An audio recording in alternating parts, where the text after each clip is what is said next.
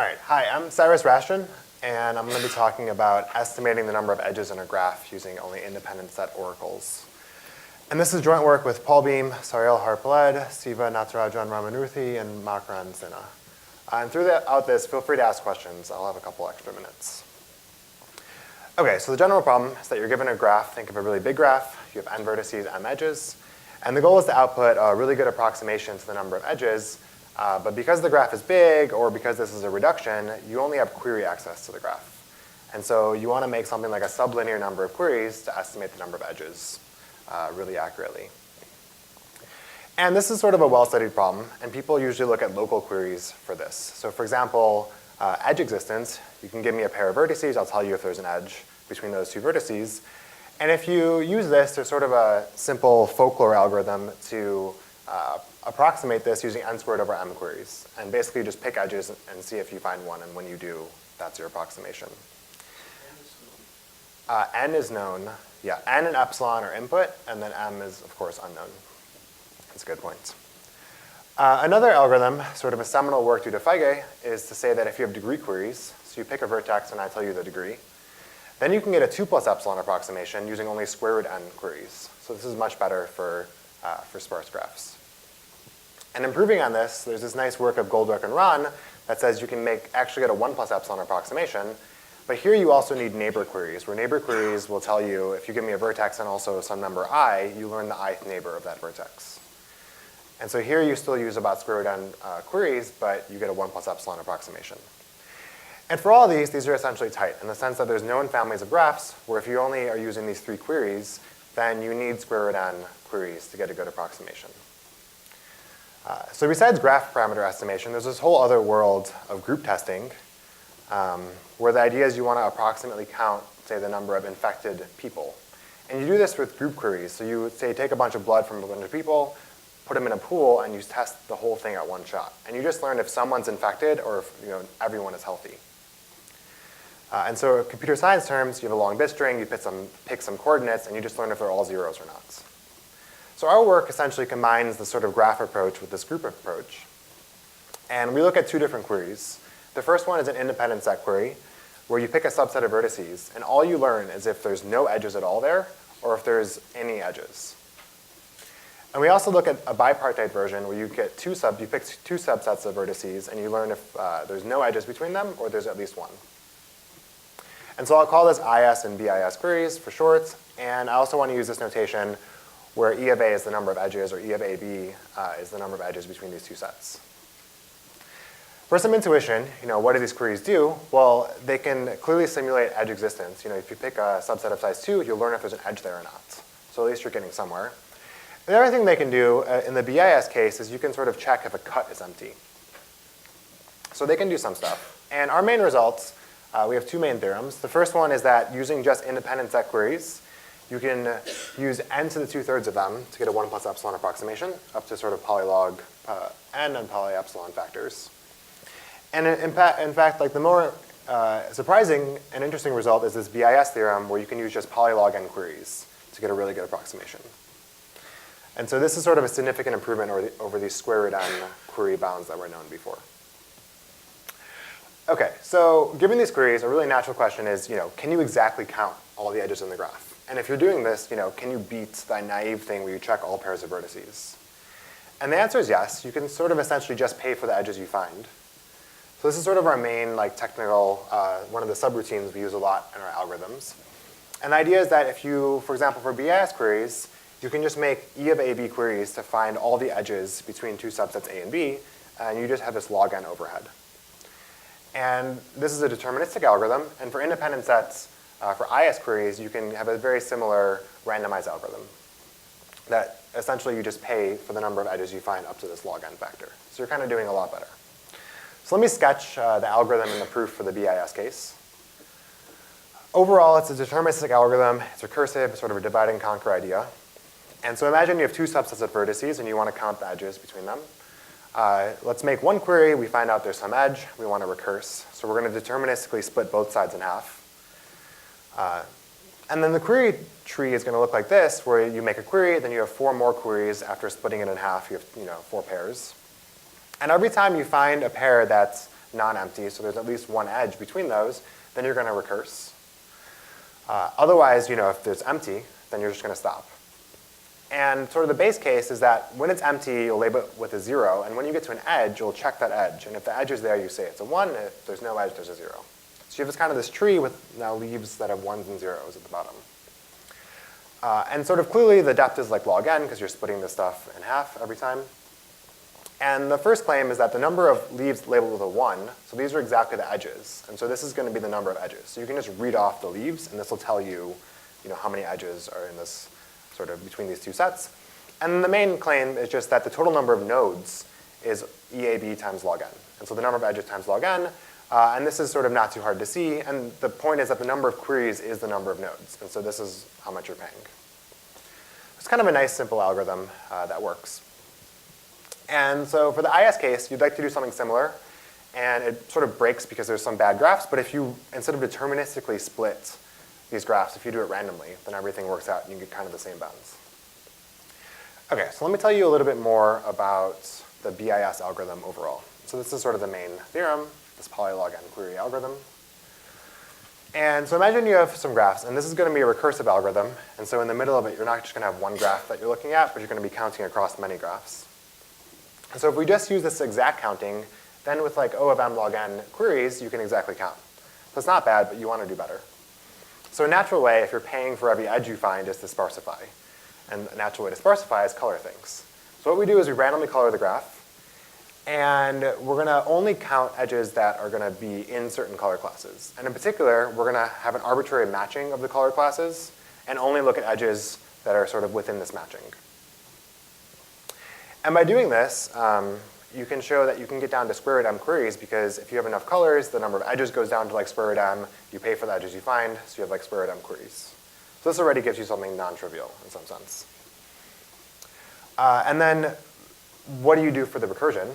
So the main idea is that you want to reduce the number of queries. And so what we have is this sort of intermediate method, which is a coarse estimator.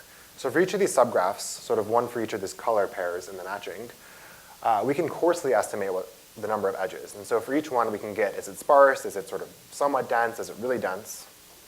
And the nice thing is that this estimator, using only polylog n queries, is going to give you an estimate up to polylog n accuracy. So this is sort of like the main utility of these BIS queries, is you can do this coarse estimate really efficiently. And after doing that, just group them by the estimates. And for the really sparse ones, if you only have like log n edges, just count them exactly. You're only paying polylog n for that, count them, you're done. And for the more dense ones, what we're going to do is we're going to recurse using something called importance sampling, where you basically take the same number of samples roughly from each bucket based on this coarse estimate.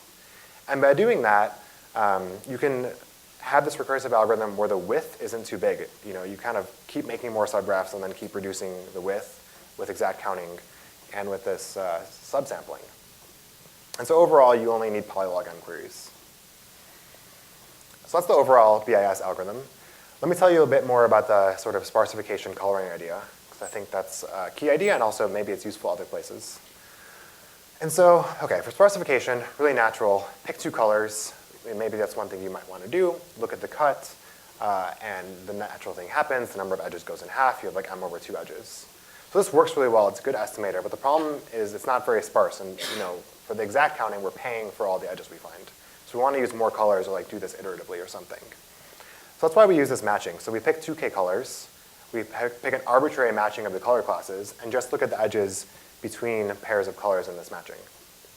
And so this gives you sort of a nice reduction where if you look at all the edges across in this matching, the number of edges goes from m to m over 2 to the k. So like kind of a big reduction. And then you can kind of estimate that and then rescale. And the variance is like k root m. And so as long as k is much smaller than root m, you're doing pretty well. Yeah.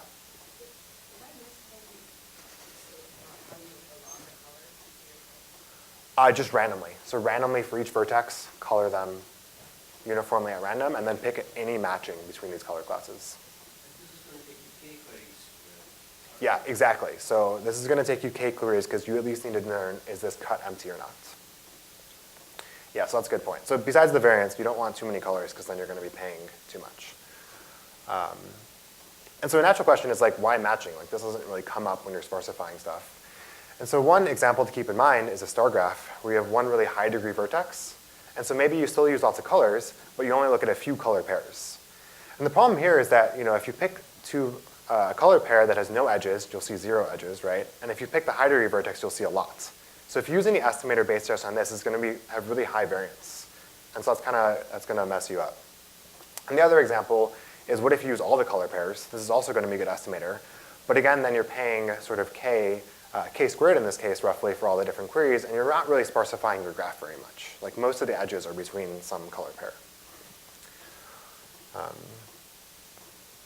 Okay, cool. So that's kind of the main sparsification idea. And that's also the main idea for the IS algorithm that I'll get to later. But let me just wrap up the BIS one first.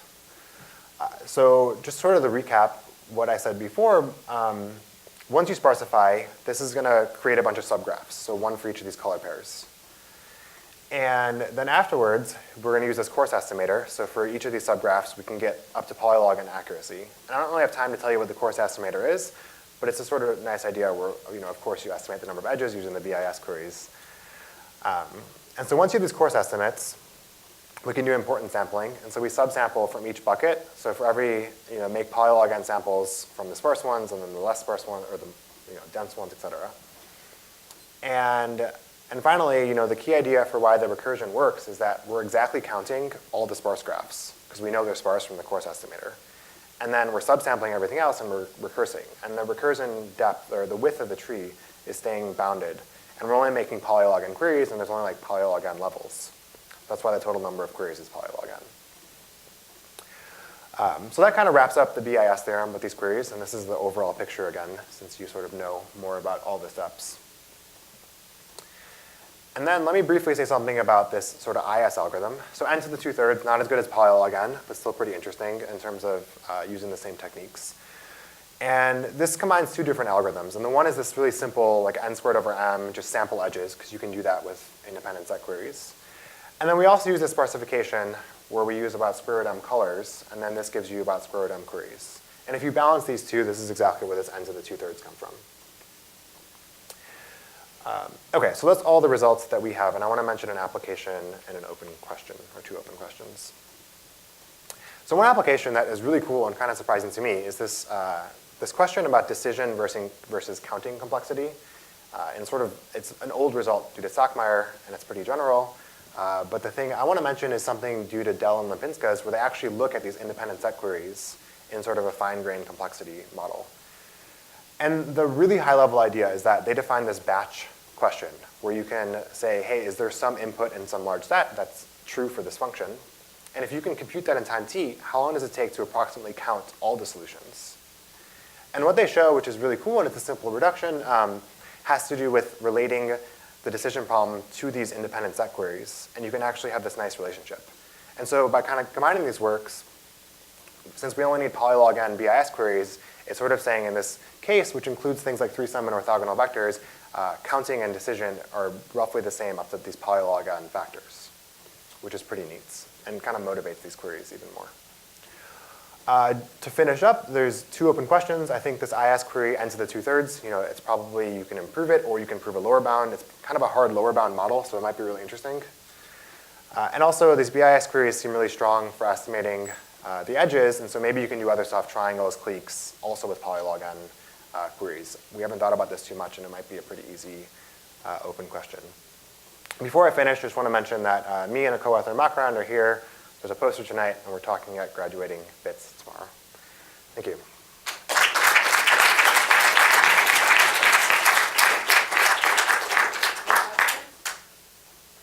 Yeah. The exact counting one, does that actually return the, you can construct the entire graph?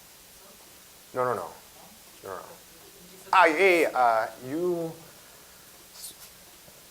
You do find all the edges. So you actually find explicitly all the edges. So that'll give you the entire graph using, if you only care about this cut, for example, then you get this like m log n to find all the edges. So Yeah. using the BIS, for instance, can you code the entire graph fewer than n squared? Yeah, BIS is a bit weird because you can only do this sort of like between A and B. So if your graph is bipartite, definitely. And if you use the IS, then you can cover the whole graph. And if you want to do something randomized and get close, you can do it with BIS. So is your model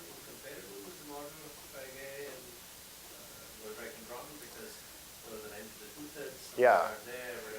are there? So we know how to do degree queries, so we can do FiGuys results. But Goldork and Ron have this neighbor query, and I think it's a nice open question to simulate neighbor queries with these independent Zet queries, and we just don't know how to do it or not to do it.